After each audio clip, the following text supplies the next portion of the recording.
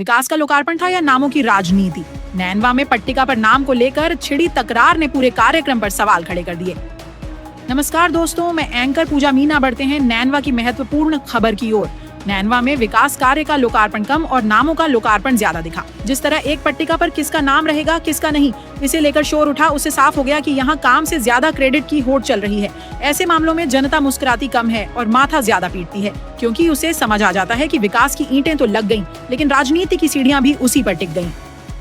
भाजपा जिलाध्यक्ष रामेश्वर मीणा, पूर्व कृषि मंत्री प्रभुलाल सैनी और प्रभारी मंत्री हीरालाल नागर के सामने जो तमाशा खड़ा हुआ वह किसी एक कार्यक्रम की गलती भर नहीं है।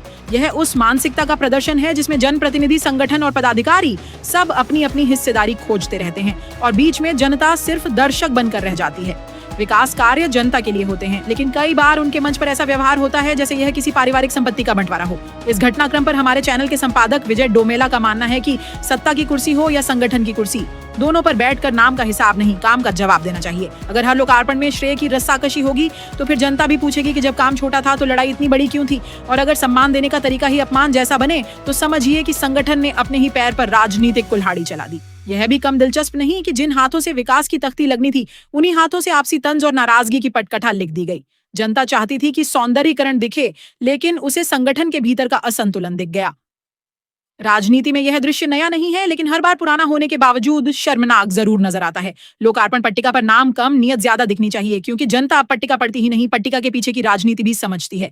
तो यह थी हमारे संपादक विजय डोमेला की विशेष रिपोर्ट। बने रहिए निष्पक्ष खबरों के लिए हमारे साथ। धन्यवाद। नाम क्यों लिखो पार्टी का गद्दारी नहीं सही से बात भाई साहब क्या पत्नी है। चलो सब गूंगा बने थे पार्टी का भी। हां कौन है गूंगा कौन माथा पटियांग बिरला जी के बगल में बैठे थे।